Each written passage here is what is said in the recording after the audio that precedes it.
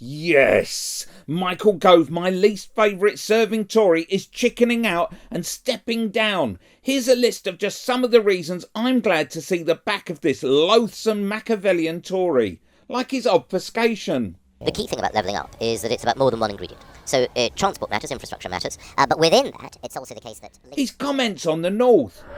We are at last experiencing a new empire. An empire where the happy South stamps over the cruel, dirty, toothless face of the Northerner. Involvement in the PPE scandal. Well, lots of people approached me. Personal email? Yeah, there were lots of people who approached me, whether it was through email, text, or general snakiness. By his own volition. His own decision. So we now have a decision to make as members of the House of Commons. My own view is I'm grateful to the committee. I think their work is good, but I don't agree with the conclusion. But what people will want to know... His pathetic excuses and faux contrition over his own drug taking. Yes, it was a crime, it was a mistake. I deeply regret it.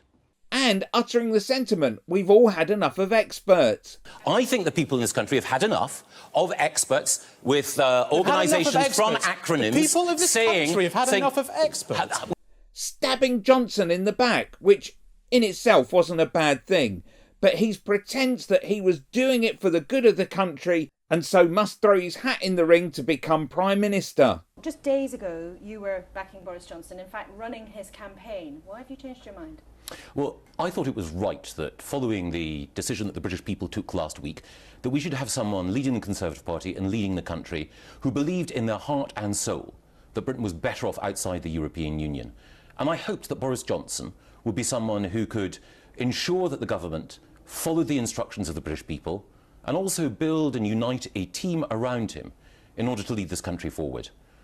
And Boris is an amazing and an impressive person, but I've realised in the last few days that Boris isn't capable of building that team and providing that unity, and so I came reluctantly but firmly to the conclusion that as someone who had argued from the beginning that we should leave the European Union, and as someone who wanted to ensure that a bold, positive vision for our future was implemented, that I had to stand for the leadership of the Conservative Party.